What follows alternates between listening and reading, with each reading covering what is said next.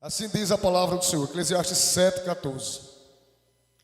No dia da prosperidade, goza do bem, mas no dia da adversidade, considera, porque também Deus fez este em oposição àquele, para que o homem nada ache que tenha de vir depois dele. Diga comigo, no dia da prosperidade, goza do bem, mas no dia da adversidade, considera. Sente-se glorificando a Deus.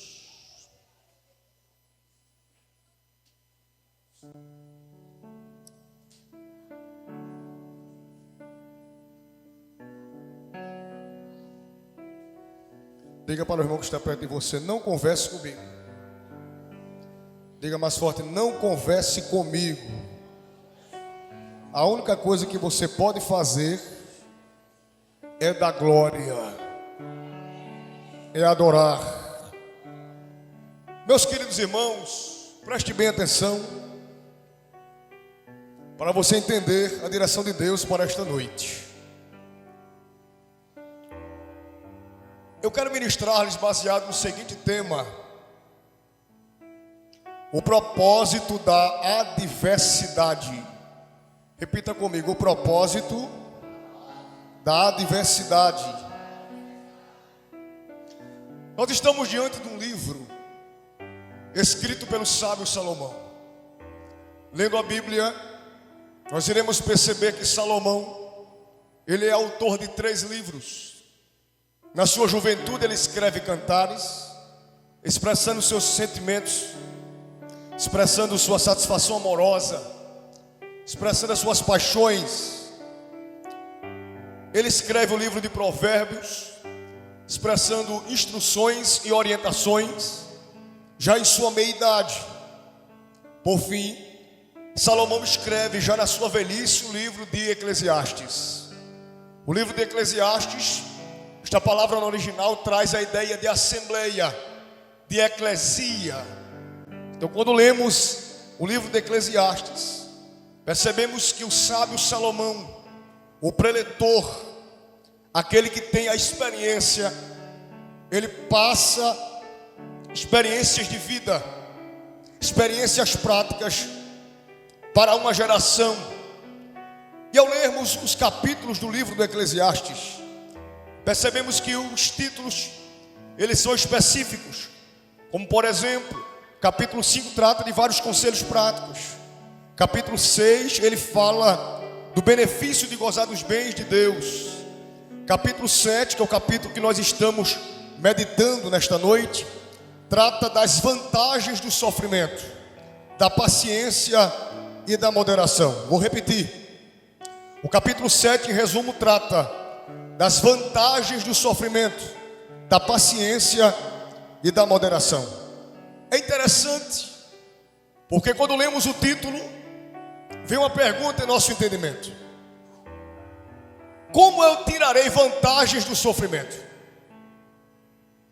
E literalmente aplicando, o sofrimento traz benefícios. As adversidades têm os seus pontos positivos. E Salomão vai nos atrair a atenção para isto, quando ele diz no versículo 14: no dia da prosperidade, goza do bem, mas no dia da adversidade, considera. O que é que Salomão está dizendo aqui, irmão Tales? Ele está dizendo que quando tudo vai bem, aproveita. Quando a saúde vai bem, aproveita. Quando os filhos estão em obediência, valoriza. Quando as contas estão em dia, quando o comércio está em pleno progresso, quando os seus planos, propósitos, desejos, intentos e intenções se desenvolvem para trazer para ti satisfações. Salomão diz: goza do bem. O gozar do bem aqui é se alegra. Ele diz aqui também: te alegra por ter tua casa, te alegra por você ter vida e saúde para vir para o templo adorar. Te alegra nas festas, quando tu se reúne com a tua família. Aproveita e se alegra. Se alegra quando você amanhece e vê a luz do sol. Se alegra quando você vai à mesa e tem um café e um pão para você se alimentar. Te alegra porque no decorrer do dia você tem um almoço para se alimentar. Por fim, uma janta, uma cama para dormir. Goza do bem. Agradece. Engrandece a Deus pelos benefícios. Mas a vida do ser humano, do crente, ela é feita de fases. Nem sempre viveremos um bem contínuo. Entenda aqui nesta noite, nesse culto de ações de graças, que quando eu me remeto para a vida cristã, eu me remeto para uma vida que é feita de pressões. O bom crente, ele não é formado e bem formado sem antes passar por grandes pressões. As pressões, elas servem para trazer para nós amadurecimento e maturidade espiritual. Sem pressão, eu não consigo ter maturidade. E eu percebo que hoje o povo leva as pressões da vida como um olhar apenas de punição e não com uma ótica de preparo. Quando eu olho, Sérgio Paulo, as punições, as provações, as pressões, as situações adversas que eu passo com um olhar de preparo, eu não saio do propósito, porque o que eu quero que vá bem não está indo bem. Eu não saio do caminho, porque aquilo que eu quero ver não estou vendo. Eu não deixo a igreja, eu não mudo de ministério, porque não tive aquilo que eu queria no tempo que eu quis. Ele entende que a prova, que as adversidades são para nos preparar, nos amadurecer, nos instruir para caminhos de prosperidade espiritual. Olhe para cá. Ele diz: no dia da prosperidade, goza do bem. Diga comigo: na prosperidade eu irei aproveitar, mas no dia da adversidade eu vou considerar. Quando meditamos sobre a adversidade, preste bem atenção. A pergunta que eu lhes faço nesta noite é: o que Deus representa para você no dia da adversidade? O Deus da prosperidade para você é o mesmo Deus da adversidade? Teve gente que disse que não, mas é. O Deus da prosperidade é o mesmo Deus da adversidade. Um certo cidadão polêmico foi questionar a Billy Graham quando as torres gêmeas foram afetadas e aquele desastre ocorreu, e ele disse: Billy Graham, aonde Deus estava quando aquele avião bateu nas torres gêmeas? Deus estava no mesmo lugar onde vocês estavam planejando o aborto. Deus estava no mesmo lugar quando vocês negociaram a presença em detrimento de práticas carnais. Deus estava no mesmo lugar quando vocês desvalorizaram a cruz em detrimento das suas próprias filosofias sociais. Deus está no mesmo lugar, porque o trono de Deus não muda por causa do tempo da prosperidade, ou muito menos pelo tempo da adversidade. Deus está no trono. Diga comigo: Deus está no trono. Mais forte: Deus está no trono. Entenda uma coisa: o teclado pode ser mais baixo, bem pouquinho. Pode continuar, mas bem baixinho. O Deus da prosperidade e o Deus da adversidade, Ele utiliza ambas as fases para propósitos específicos. E quando eu meditava sobre a fase da adversidade, eu fui orar e comecei a pesquisar sobre isto e o que significa adversidade. A adversidade significa algo ruim. A adversidade significa algo desagradável. A adversidade se remete àquilo que é maligno, triste, infeliz. A adversidade se remete àquilo que causa dor, aflição, ferida, dano e entre outras coisas mais. A adversidade, ela traz uma conotação de dano. A adversidade traz uma conotação de crise. A adversidade traz uma conotação de provação. Agora vamos para a Bíblia.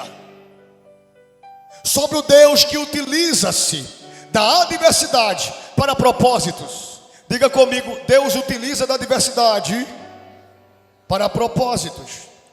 E ao estudar a Bíblia eu percebo que Deus utilizou-se de adversidades para punir o povo. A adversidade na vida de alguém, em algumas vezes, ela pode estar instalada, porque há práticas de pecados sendo cometidos. A adversidade na vida de alguém, ela pode ter sido instalada, para que Deus traga este alguém de volta para o altar. Quando meditamos sobre essa questão, de Deus utilizar a adversidade, para trazer alguém de volta, veio em minha mente o texto bíblico já escrito em Êxodo capítulo 32, do versículo 1 ao versículo 37. Lendo a Bíblia, você perceberá que o capítulo 32 do livro do Êxodo trata justamente do pecado de idolatria cometido pelos hebreus. A Bíblia diz no capítulo 32 de Êxodo que Moisés subiu ao monte para receber da parte de Deus as tábuas, as leis. E a Bíblia diz que ele deixa Arão, seu irmão, como responsável pelo povo. Enquanto Moisés está envolvido pela glória no monte, o povo está se corrompendo embaixo, por falta de ordem e de disciplina espiritual. A Bíblia diz que quando Moisés recebe as tábuas da lei, e ele desce, ele começa a ouvir barulhos de pessoas cantando. Ele começa a perceber que o povo estava festejando. E Deus, olhando aquilo, vem a ira. E a Bíblia diz que Deus deseja fulminar o povo por causa do pecado. Olhe para cá. A Bíblia diz que Deus deseja destruir o povo por causa do pecado de idolatria. Mas quando Deus disse para Moisés isto, Moisés disse para Deus: Senhor, o que diremos às nações, aos egípcios, que tu nos trouxeste para cá, para morrermos, para perecermos? E o Deus que fez a promessa da peregrinação, o Deus que fez a promessa da terra prometida. A Bíblia diz que Deus sendo inquirido por Moisés sobre isto, a Bíblia diz que Deus mudou a concepção. Moisés desce, Deus retira sua mão de juízo e não destrói o povo. Mas quando Moisés chega no arraial, a Bíblia diz que eles fizeram um bezerro de ouro. Diga bezerro de ouro, mais forte. A Bíblia diz que quando ele desce, o povo estava festejando. Um bezerro de ouro foi construído. E a Bíblia diz que aquele bezerro foi construído porque Arão pediu para o povo trazer os pendentes, os colares. Eles derreteram os colares, derreteram os pendentes e fizeram daquele ouro derretido um bezerro para adoração. Pasme os senhores e as senhoras, capítulo 32 diz que este povo, que era orientado por Moisés, este povo que era disciplinado por Moisés, este povo que viu sinais, este povo que comeu do maná, este povo que durante o dia viu nuvens para protegê-los do sol causticante do deserto, este mesmo povo que viu coluna de fogo os acompanhar durante a noite para aquecimento, como também para espantar, entre outros animais peçonhentos. A Bíblia diz que este mesmo povo estava adorando o bezerro e diz: façamos um Deus para adorarmos, porque este Moisés que nos conduziu, não sabemos se ele voltará. Agora olhe para cá. Como é que pode alguém dizer que é de Deus, se dentro de poucos dias negocia a essência por um bezerro de ouro? Como é que pode alguém dizer que serve ao Deus legítimo, ao Deus verdadeiro, em poucos dias adorar a outros deuses e desprezar tudo aquilo que aprendeu? E eu começo a aplicar agora. É o tempo de hoje. O povo está perecendo por causa da sua rebeldia. O povo está perecendo por causa da sua irresponsabilidade espiritual. É muito bom palavras de ânimo, é muito bom palavras que vai trazer para você um consolo, mas eu venho como profeta de Deus para dizer para você que Deus às vezes aperta alguém porque alguém está vivendo na prática do pecado. E quem eu estou utilizando como base para ministrar não era um povo que não conhecia Deus. O povo que eu estou utilizando como base era um povo que tinha Deus presente. Era um povo que via os sinais de Deus. E o que é que nós vemos hoje? Às vezes temos igrejas cheias, vemos muitas das vezes dons espirituais no meio do povo, vemos pastores pregarem com eloquência, autoridade, vislumbrando o texto bíblico de uma forma diferente, na profundidade. Mas o povo, por pouca coisa, deixa tudo isto para adorarem um bezerro de ouro. Eu vou dizer, o mesmo arraial que sentiu a presença de Deus foi o mesmo arraial que estava carregando o bezerro em Andor. Eu quero dizer para vocês, Deus não aceita dubiedade na entrega. Deus não aceita duas caras na adoração. Deus não aceita vida dúbia em sua presença. Aí às vezes vem para a igreja todo torto, irmão, mais sujo do que pista sem limpeza, do que rua sem limpeza, e vem para a igreja querendo que o pastor ore por ele, para Deus abrir porta. Vai não, meu amigo. Vem para a igreja para pastor orar por ela, para dar vitória no casamento, e às vezes ela está traindo o marido com outro e quer vitória. Não vai ter vitória, meu amigo. Deus não dá vitória a quem está sujo. Se fosse um pregador de receba, você estava glorificando aí. Mas o pastor está em pé comigo, vamos embora, vamos avante.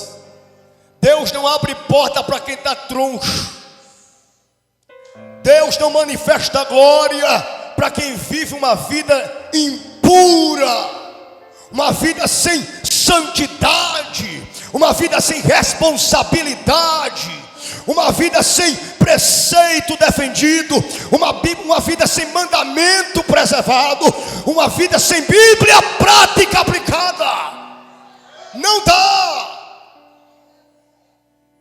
Meu Deus, vamos avante.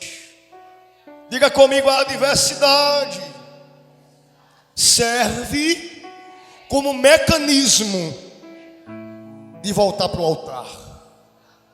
Olhe para cá. A Bíblia diz que esse bezerro de ouro, observe bem o que resultou a prática do pecado. O bezerro de ouro, se quiser anotar, anote, resultou na ira de Deus. Esta ira foi, como é que eu posso dizer, amparada pela intercessão de Moisés. Diga comigo, ira que foi amparada pela intercessão de Moisés. Olha para cá, mastiga. Mas a Bíblia diz que quando Moisés desce, quando ele viu a cena, ele ficou tão perturbado, porque o povo estava em idolatria, que a Bíblia diz que ele convida e diz assim: aqueles que estiverem do meu lado, venham para cá. E a Bíblia diz que os filhos de Levi, da tribo de Levi, vieram para o lado de Moisés. Quem eram os filhos da tribo de Levi? Aqueles de linhagem sacerdotal. Os que eram de linhagem sacerdotal vieram para o lado de Moisés. A Bíblia diz que Moisés diz para eles: cada um na sua mão coloque uma espada, passe pelo arraial e cada um fira o seu irmão, porque Deus está abominando a prática da idolatria. Olhe para cá. Quando a Bíblia diz que eles pegaram as espadas e passaram no arraial, a Bíblia diz que por cerca de alguns períodos de tempo, cerca de 3.000 homens foram mortos no arraial por falta de obediência à lei da unicidade de Deus, a lei de apenas adorar um só Senhor. Como prova disto, perceba bem, Deus usa esta adversidade para provar que quem quebra mandamento, meu Deus, vou ter que falar tudo. Quem quebra mandamento perde o amparo divino. Como prova disso, Êxodo capítulo 20, versículo 3 e 4. A Bíblia diz, versículo 3: não terás outros deuses diante de mim. Versículo 4 do capítulo 20 do Êxodo: não farás para ti imagem de escultura, nem alguma semelhança do que há em cima nos céus e nem embaixo na terra. Diga comigo: só Deus pode ser adorado. Diga comigo: só Deus pode ser reverenciado. Só Deus não divide a sua glória com ninguém. Deus está falando com alguém nesta noite: volta para o altar enquanto há tempo. Volta a me servir com sinceridade enquanto tu tens saúde. Volta a pregar a minha palavra com ordem, decência e responsabilidade, porque diante de Deus ninguém se esconde. Diante de Deus tudo é visível e palpável ao Todo-Poderoso. Eu estou sentindo que Deus está começando a tratar com alguém aqui. Alaquimita siendo comita. O céu está me dizendo: Thales, estou dando oportunidade a alguém de se arrepender. Eu estou entendendo a linha do culto hoje. Eu vou pregar isto. Deus está dando oportunidade a alguém de se arrepender, confessar e voltar o que era antes do altar. Uma geração hipócrita, uma geração carnal, uma geração materialista, uma geração fria, uma geração dos holofotes, uma geração de blogueiro, profetinha de internet, que quer dar uma de profetão, quando na verdade nem Deus ele conhece, e muito menos Deus conhece ele. Mas nesta noite aqui, estamos completando um ano para entender que Deus usa a adversidade para trazer alguém de volta. E o Senhor está dizendo: eu vou bradar. Deus está dizendo nesta noite, não apenas para esta igreja aqui em Goiânia, mas eu vou liberar a palavra para o Brasil. O Senhor me diz: a igreja brasileira precisa voltar ao primeiro amor. A igreja brasileira precisa voltar a centralizar Jesus e tirar o homem de cena. O homem aqui não tem poder para nada. Se eu quiser ser alguma coisa, eu vou fofar no púlpito e não vai descer graça, porque a glória não se manifesta por causa da minha ciência, a glória não se manifesta por causa do meu conhecimento, a glória se manifesta porque a graça do dono da obra se revela sobre a casa e sobre o povo da casa. Se você concorda, glorifique. Se não concorda, glorifique também, porque esta é a palavra de Deus.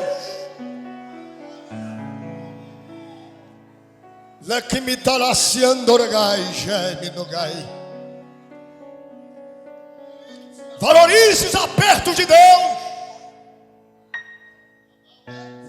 Igrejas com bezerros de ouro construído, igrejas que muitas das vezes, pastor André de Assis, tem Arão como responsável, mas ele não respeita a unção de Moisés.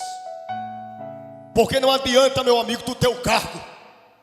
Tu pode ter o cargo e andar com o teu diploma e teu certificado em cima da tua cabeça, mas se tu não respeita a unção de Deus sobre a vida de Moisés, não serve de nada.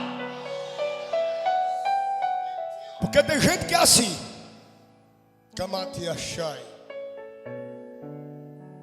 Quando Moisés sai de cena, ele diz: eu vou administrar o povo do jeito que eu quero. Quem disse que o povo é teu? Diga comigo, enquanto Moisés está no monte, Arão perde a ordem embaixo.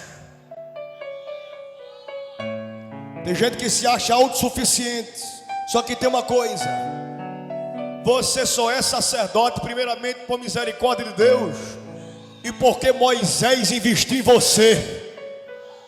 Vai apertar, mas os irmãos me conhecem, é assim. Valorize quem estendeu a mão sobre a sua cabeça. Valorize em quem lhe deu oportunidade. Valorize em quem abriu as portas para você ter acesso a púlpitos, a altares, a responsabilidades, a honra de Deus. O que mais se vê é Arão, que nas costas de Moisés não respeita a liderança, não obedece a Deus e quer condenar o povo, quer dominar o povo do jeito que ele quer. Só que tem uma coisa: você até pode bagunçar no arraial, só que Moisés está descendo do monte cheio de glória.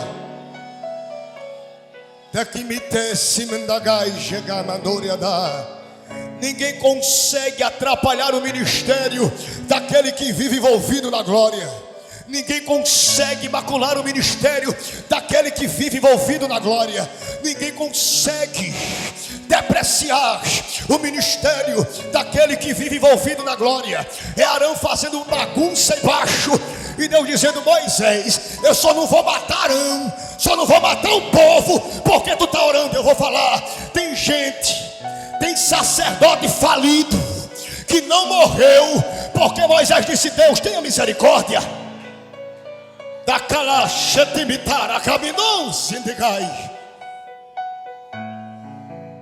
Tem gente que o céu já não fulminou porque merecia, mas não fulminou porque tem alguém dizendo: Deus, dê mais uma oportunidade, dê mais uma chance. Ajude ele que ele está fraco, ajude ela que ela está fraco. Agora, olha, escute só, o que mais dói é isso. Porque enquanto tu intercede por alguém, alguém está tirando de ti, tentando tirar a tua autoridade. Eu vou dizer uma verdade: Deus abomina rebelde. Se você prega e não dá satisfação ao seu pastor, você é rebelde. Se você sai para cantar e não dá satisfação ao seu pastor, você é rebelde. Aprenda a respeitar Moisés. Aprenda a dar satisfação a Moisés. Aprenda a dar a Moisés o respeito devido à sua autoridade espiritual. Por que, Thales Vinícius, você prega esta palavra no culto de festa? Porque se nós não falarmos sobre isso, a igreja vai virar uma bagunça. Falo mais ou não falo? Deus utiliza da diversidade, de situações vexatórias, olhe para cá, para tirar do meio do povo, meu Deus, os rebeldes. Me prova, Thales. Provo. Coré se levantou contra Moisés. Foi um rebuliço no meio do povo. Moisés disse: Senhor, se tu estás comigo, faz algo diferente. Olha para cá. Se achando demais, ó. Deus abriu a terra e Coré com os rebeldes foram consumidos pela terra. A adversidade serve para Deus estabelecer limpeza no arraial. Vou falar. Deus está balançando a figueira do Brasil para tirar sem vergonha do altar. Pregador falido do altar. Cantor que defende a homossexualidade cantando no altar. Sacerdote vendido, metido com política, envolvido com corrupção, com lavagem de dinheiro. Deus vai abrir a terra, vai purificar, porque o povo é dele, o povo é dele, o povo é dele. Adore a Deus esta noite. Você tem liberdade para glorificá-lo pelo poder da sua palavra. Deixandagai. O odor do pecado tem chegado diante das narinas do Todo-Poderoso. O odor da corrupção, do esquerdismo, do comunismo tem chegado diante das narinas do Todo-Poderoso. Pessoas que defendem essas práticas, defendem essas bandeiras e dizem que são do lado de Moisés. Não é, é do lado do bezerro. Mas tem uma coisa: quem mandou maná não foi bezerro, foi o Deus de Moisés. Quem mandou água não foi o bezerro, foi o Deus de Moisés. Quem providenciou proteção de dia e proteção de noite não foi bezerro de ouro, foi o Deus de Moisés. E o Senhor está dizendo: igreja, queiram me conhecer, queiram se aprofundar, se rendam à minha vontade, se rendam à minha voz, se rendam ao meu querer, se rendam aos meus pés, se rendam a mim, quebrantem-se. Hoje você não pode gostar do que você está ouvindo, mas essa mensagem não te leva para o inferno. Se tu quiser ficar vivendo de live, o problema é teu. Vai viver de live. Assiste live de 9, de 10, de 11, de 3 horas da madrugada. É live do pandeiro, é live da bateria. Só que tem uma coisa: se tu está no templo, mastiga o que Deus está mandando para você aqui. Lá na frente você vai entender o que Deus tem falado. Não foi para te matar, foi para te sustentar. Não foi para tentar macular, te envergonhar, não. É para Deus te sustentar e te dar robustez, maturidade, crescimento.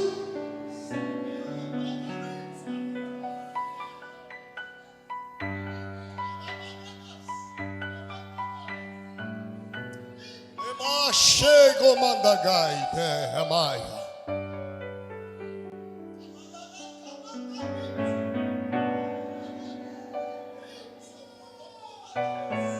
O arraial está em luto. Já pensaram nisso?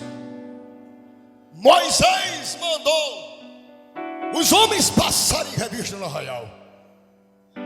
Mas tem uma coisa: é melhor alguém sofrer hoje e Deus ser glorificado do que alguém só estar vivendo na prosperidade dentro do pecado. Pastora Marilu, a palavra é essa para essa igreja. E foi isso que Deus entregou a vocês aqui. Alguém pode dar a oferta que quiser. O segredo é: está em pecado, corrige. Continuar fazendo o que está fazendo. Não, mas eu dei isso. Não, mas eu dei aquilo. Você pode dar R$1 milhão, meu filho. Se você estiver em pecado, primeiro, no céu você não entra. Segundo, o teu dinheiro não vai comprar o ministério. Terceiro, o teu dinheiro não vai enganar Moisés, porque Moisés não se corrompe com oferta, com bezerro e com corrupto dentro do arraial. Há uma presença forte de Deus aqui. Ela é que me te adora, minense, taragalaxandigova. Pastor André disse que estava sentindo temor, eu também sinto nesta hora. Há um temor de Deus que se manifesta entre o povo, para nos confrontar na intimidade, na particularidade, para nós entendermos quem somos nós dentro do arraial. Levar setora magia que me dá camaduiadá. É uma palavra que Deus coloca no meu coração para liberar. O Senhor está dizendo: Thales, é bem verdade que tem muita gente se corrompendo com bezerro, só que tem alguém ainda que está do lado de Moisés. Olha a aplicação que eu tiro do texto aqui, Sérgio. Enquanto o povo está vendido, Roberto, a Bíblia diz que alguns, por mais que poucos, ainda estão de lado de Moisés. É melhor você ser minoria e Deus te conhecer lá em cima, do que você estar no meio do povo dançando, bailando, brincando, fazendo presepada, e Deus está dizendo para você: não te conheço, reprova a tua ação, eu reprovo o teu comportamento, eu reprovo o teu fato, eu reprovo as tuas ações, as tuas práticas, as tuas atitudes. Fica perto de Moisés. Diz para alguém: fica perto de Moisés. Se alguém quiser sair, fica à vontade, a hora está chegada. Mas quem quiser ficar para ouvir, fique para ouvir. Vamos trabalhar mais outro ponto aqui. Deus permite a adversidade para confrontar também a nossa inércia espiritual. Diga comigo: a inércia espiritual é confrontada para que nós voltemos a se movimentar. Olha para cá. O estado de quem não reage, o estado de quem está apático, o estado de quem expressa indiferença, o estado de quem expressa desinteresse pelas coisas de Deus, ele é equiparado a alguém que vive uma inércia espiritual. Em primeiro lugar, Deus usa o dia da adversidade para retirar crentes da inércia. Olhe para cá. Quem sabe você tem um chamado de Deus. Deus te entregou um ministério. Deus te entregou uma responsabilidade. E você hoje se encontra apático, apática, desanimada, desanimado. E Deus utiliza-se de alguém, faz a obra, entra no ouvido, sai no outro. Deus utiliza-se dos hinos para falar contigo. Você sabe que é com você, mas entra no ouvido, sai no outro. Um profeta é erguido por Deus e diz que está contigo. Tu não valoriza aquilo que Deus tem feito, falado. Por mais que você ouça, veja, não serve para você. Você está inerte, apático. Infelizmente, nós vivemos um tempo onde queremos sugar dos pastores tudo aquilo que eles têm de energia, de saúde, de unção. Mas o povo não quer pagar preço.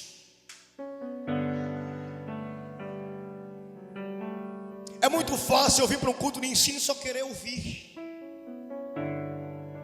É muito fácil eu vir para um culto evangelístico, ficar de longe e ver os outros entregarem literatura e eu estar lá só na foto, dando uma de bacana e de evangelista, quando nem sequer uma literatura eu tive coragem de entregar. Apáticos, crentes apáticos, crentes indiferentes, crentes desinteressados, frios, calculistas, maliciosos, arrogantes, presunçosos, mentirosos, soberbos, prepotentes, agressivos, danosos, desobedientes, aptos da discórdia, defensores muita contenda e confrontadores da paz. Deus permite provas, pressões. Olhe para cá. Você ouviu o hino até 9h20. Você passou pressões. Você passa pressões. Sabe para quê? Para Deus despertar em você novamente o dom de estar sufocado. Mas eu não quero, não irei fazer. E Deus está dizendo para você: eu quero que você faça. Eu lhe chamei para isso. Eu derramei a minha unção sobre você para isso. Eu te batizei com o meu Espírito Santo para isso. Porque tu tens negligenciado o chamado de Deus. Porque você tem desprezado a convocação de Deus. Porque você tem virado as costas para a missão que Deus lhe entregou para você cumprir. Ó igreja, preste bem atenção. Temos que fazer a nossa parte. Deus utiliza-se do dia da adversidade para tirar pessoas da inércia e mudar o seu comportamento e postura espiritual. Existe dentro dessa questão de inércia, de apatia, de indiferença, de desinteresse, um grupo de pessoas que vale a pena eu mencionar. Primeiro grupo são aqueles que conhecem a verdade, aqueles que frequentam esporadicamente os cultos, aqueles que até participam de santas ceias, mas eles não esboçam anseio pela presença de Deus. Eles são chamados de crentes naturais, pessoas naturais, e eles também são equiparados a pessoas que não têm o conhecimento da verdade e desprezam a verdade. Paulo fala em 1 Coríntios capítulo 2, versículo 14, sobre aqueles que são naturais, aqueles que não discernem o espiritual, porque estão vivendo na naturalidade. Para ele, o humano é suficiente, mas para nós que somos espirituais, o humano não é apenas suficiente em termos de subsistência. Observe bem: se eu preciso de uma roupa e tenho condições para comprar, eu compro, me visto, mas isto não é suficiente. Se eu tenho uma conta boa e posso comprar uma boa casa na orla de Recife, de Boa Viagem, você compra, mas aquilo não é suficiente, porque nada que façamos ou compremos em termos naturais satisfaz o vazio que só é preenchido pela presença de Deus.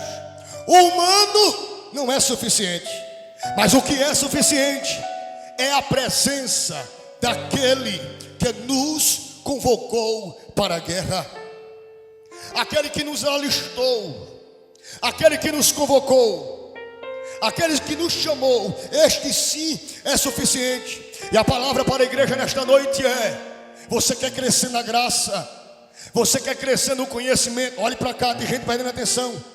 Você quer prosperar espiritualmente, você quer ser uma boa missionária, um bom pregador, você quer desenvolver no seu ministério. O Senhor está dizendo: eu sou o suficiente. Volte a buscar a presença como você buscava. Volte a ter o seu devocional como você tinha. Volte a cantar os hinos como você cantava.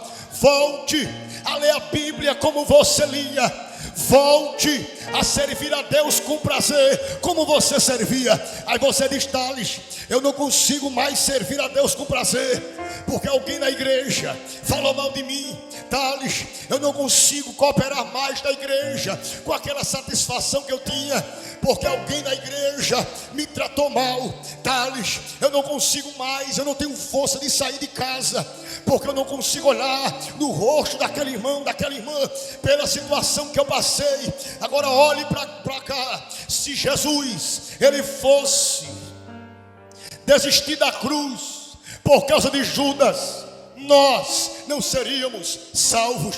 Se Jesus, ele fosse desistir da cruz por causa de Pôncio Pilatos, nós não seríamos salvos. Se Jesus fosse desistir da cruz por causa de fariseu, por causa de saduceu, por causa de escriba, por causa de sacerdote, de Anás, Caifás, nós não seríamos salvos. Mas a Bíblia diz que no jardim do Getsêmani, no momento de pressão, os seus poros transmitindo sangue, houve uma evasão de sangue. Sua pele estava totalmente manchada, praticamente de sangue escorrendo através do seu suor. Mas a Bíblia diz que naquele momento Jesus disse para o Pai: Pai, se possível, aparta de mim este cálice.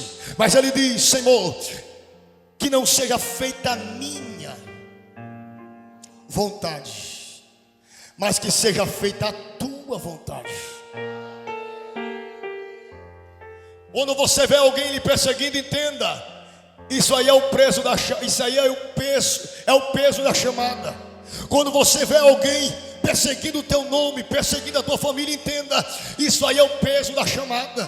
Quando você vê alguém confrontando você, desobedecendo você, entenda, é o peso da chamada. Porque quem tem chamada de Deus, quem é vocacionado pelo céu, ele vai ser muitas das vezes desprezado por aqueles que estão dentro da sua própria casa. Você vai ser desprezado por aqueles que convivem com você. Tem gente que toma café com você, dorme com você, acorda com você e vai lhe desprezar. Você vai se sentir imaculada, você vai se sentir ferido, você vai se sentir ferida. E Deus está dizendo para você: você está ferido, mas está vivo. Você está ferida, mas está viva. Olha você aí. Se fosse pelo diabo, ele já tinha te ceifado há muito tempo, mas Deus não deixou, porque Ele tem negócio contigo e tem chamada para ser concretizada. Se fosse pela vontade do inferno, você tinha ido embora da Covid, mas não foi. Se fosse pela vontade do inferno, você nem cantando estava mais, mas aqui você está adorando a Deus.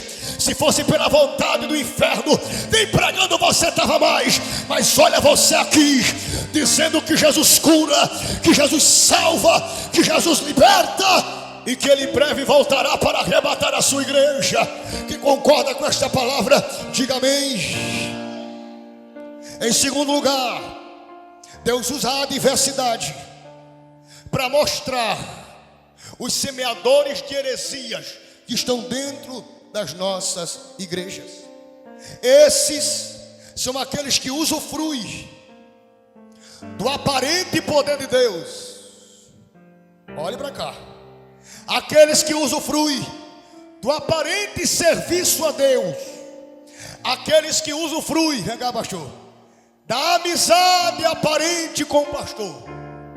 Aqueles que usufruem da amizade aparente com o pregador, para tentar se evadir das suas responsabilidades e ao mesmo tempo se aproveitar para semear no meio do povo heresias, disseminar filosofias humanas, retirando Deus do centro, Jesus do centro. Pessoas que estão dentro das nossas igrejas, que se dizem que são assembleanos, estão pregando contra o batismo com o Espírito Santo. Pessoas dentro das nossas igrejas, que se dizem cristãos, estão pregando contra o batismo nas águas. Eles dizem que não precisa se batizar em água para tomar santa ceia. Então rasga a Bíblia e cria a tua. Pessoas que estão dentro das nossas igrejas, que se dizem que são bíblicos, e se o cantor canta hino de cruz, diz que ele é um bobo, que ele é um retrógrado, que ele é um quadrado, quando na verdade o bendito só está vivo, porque por causa da cruz que nos transmitiu a graça, e abriu o véu e nos trouxe a presença para o hoje. Agora se vir um camarada fazendo palhaçada, dá 3 pinotes para lá, 3 pinotes para cá, joga uma cabeça para lá, lança uma profecia para lá, o povo corre, o povo pula. Irmãos, não podemos nos enganar. Deus está revelando quem é no arraial. Deus está revelando quem não é no arraial. Quem estiver com mentira, Deus vai extirpar. Agora tem uma coisa, te prepara, porque quem estiver vivendo na verdade, Deus vai levantar. A verdade nos traz um poder de elevação diante de Deus. Diga comigo, dia da adversidade.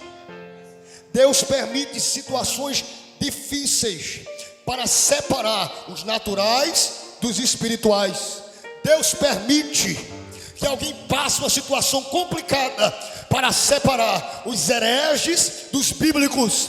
Deus permite, muitas das vezes, acontecer um fato para Deus separar aqueles que defendem a fé daqueles que maculam a fé, daqueles que defendem a Bíblia e daqueles que maculam a Bíblia, daqueles que defendem o seu pastor e daqueles que maculam o seu pastor, daqueles que defendem a Trindade e daqueles que maculam a Trindade, daqueles que defendem o batismo e daqueles que confrontam o batismo com o Espírito Santo. E como assembleano eu vou dizer, Jesus continua batizando no hoje. Vou repetir, Jesus continua batizando no hoje. Diga comigo, Jesus. Olha para cá. Meu Deus do céu, vou ter que falar tudo. Posso, pastor? Posso falar tudo?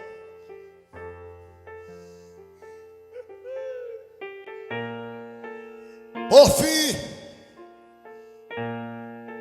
Deus permite a adversidade para retirar a cobiça e o materialismo do meio do povo. Acã, Josué capítulo 7. A Bíblia diz que homens morrem porque Acã trouxe para dentro da tenda o quê? Capa babilônica, 200 ciclos de prata, uma cunha de ouro de peso de 50 ciclos. Ele escondeu tudo isto dentro da tenda. Olha para cá. O que aconteceu? Alguém perdeu a vida. Olha para cá. Tem muita gente perdendo a vida porque Acã está escondendo a capa dentro da tenda. Diga comigo, Josué. Confirmação. Diga comigo, Josué ainda anda com Deus. Mais forte, já tem gente agoniado, mexendo no celular, conversando. Diga assim, Josué ainda anda com Deus.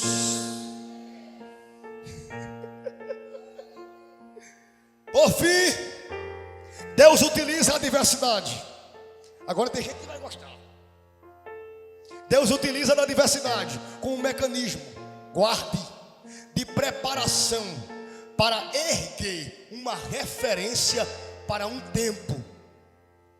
Se quiser anotar, anote. Deus utiliza a adversidade como um mecanismo de preparação para erguer uma referência para um tempo. Sérgio, abra aí Juízes, capítulo 6, versículo 11 e 12. Olha para cá. Os inimigos do povo de Deus. Vou fechar a Bíblia que é um perigo, pregador com a Bíblia aberta. Os inimigos do povo de Deus. Juízes 6, 11 e 12. Quando eu disser para ler, você vai ler. Eles invadiram os territórios de Israel. A Bíblia diz, levaram ovelhas, jumentos, passaram nas searas e devastaram. O povo estava se escondendo em cavernas. Agora é muito forte. Diga, Deus usa a crise. Diga, Deus usa a crise para apresentar alguém. Diga, Deus usa a adversidade para apresentar uma referência. Você sabia que Deus utiliza-se de uma crise para alguém nos observar? Porque é no tempo da crise que os referenciais se destacam. Escuta, tem pregador batendo no outro no Brasil. Escuta só, minha cantora e meu cantor. Tem cantor e cantora batendo no outro. Só que quem tem chamado e é prensado, prensada, é neste tempo da prensa que Deus nos eleva para alguém observar. Gideão está escondido, malhando trigo no lagar. Só que tem uma coisa, acontece o que, Sérgio? Então o anjo do Senhor veio e assentou-se debaixo do carvalho que está em Ofra, que pertencia a Joás, o Abserrita. E Gideão, seu filho, estava malhando trigo no lagar, para o salvar dos midianitas. Diga comigo assim: o trigo pode até ser pouco, mas a semente está mantida. A adversidade estava em torno do povo. Olha para cá. Gideão só estava mantendo a semente. Sabe o que Deus disse para você? Você não está entendendo nada. Acabaram-se os recursos, Thales. Fui desprezado por alguém dentro do meu ministério. Só tem um lá que é aplaudido. Só tem uma lá que é aplaudida. Ninguém me vê. Tenha calma. Eu senti meu corpo arrepiar agora. Deus está dizendo para você: espere apenas o dia da adversidade. Quando tiver todo mundo em ribuliço, quando tiver todo mundo passando necessidade, tem uma coisa: você tem trigo. Você não entendeu, vou repetir: você tem trigo. O lugar é estreito, mas você tem trigo. Os recursos são poucos, mas você tem trigo. Nem todos te apoiam, o problema da maioria, mas você tem trigo. E tem uma coisa: dentro da crise, quem tem trigo, o céu direciona para ele um olhar diferente. E a Bíblia diz que estava Gideão malhando trigo no lagar, quando o anjo de Deus se revela para ele e diz: Deus é contigo, varão valoroso. Vou liberar a palavra profética agora. Quem está entendendo a mensagem do início até o fim vai glorificar a Deus. O Senhor está dizendo para você: te prepare para um tempo de honra que virá sobre o teu ministério. Se prepare para o tempo de honra que virá sobre o teu ministério. Enquanto alguém está acabando com a perseguição, está se acabando com a frieza, está se acabando pela falta de trigo, tem muitos lugares que você vai para o culto e volta faminto, porque o povo não tem trigo, o pastor não tem trigo, a missionária não tem trigo, o pregador não tem trigo. Mas tem uma coisa: às vezes você está aqui em Goiânia, numa igreja que só tem um ano, mas quando você vem para cá, você percebe que o lugar pode ser pequeno, mas tem trigo. A prova pode ser grande, mas tem trigo.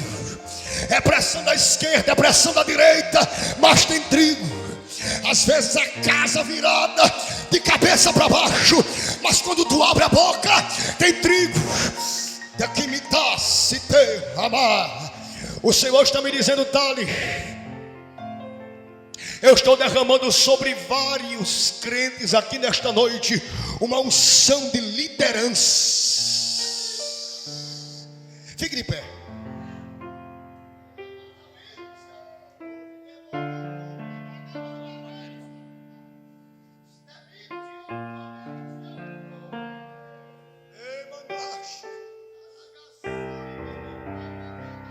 Uma certa vez, escute só, serve para alguém que está sendo levantado por Deus aqui. Uma certa vez disseram assim: por que você não coloca Thales para pregar no congresso? E o abençoado disse assim: eu não trago ele para pregar no congresso, porque ele não faz o perfil do nosso congresso. Quando eu ouvi isso, o céu disse: parabéns.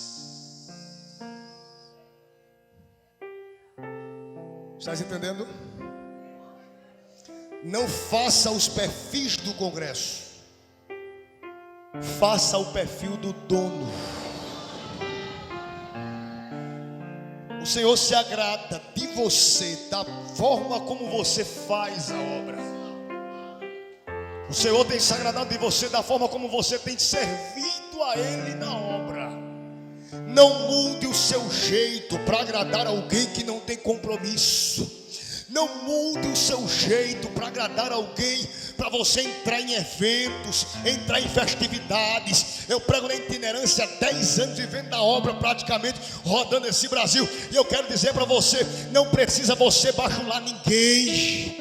Não precisa você estar ligando para coordenador: me encaixa, me coloca. O céu está dizendo: Gideão, ninguém está te te vendo, mas eu estou te vendo aqui, Gideão. Tu está malhando o trigo. Eu liberei sobre ti a autoridade. Feche os olhos que eu vou orar por você agora.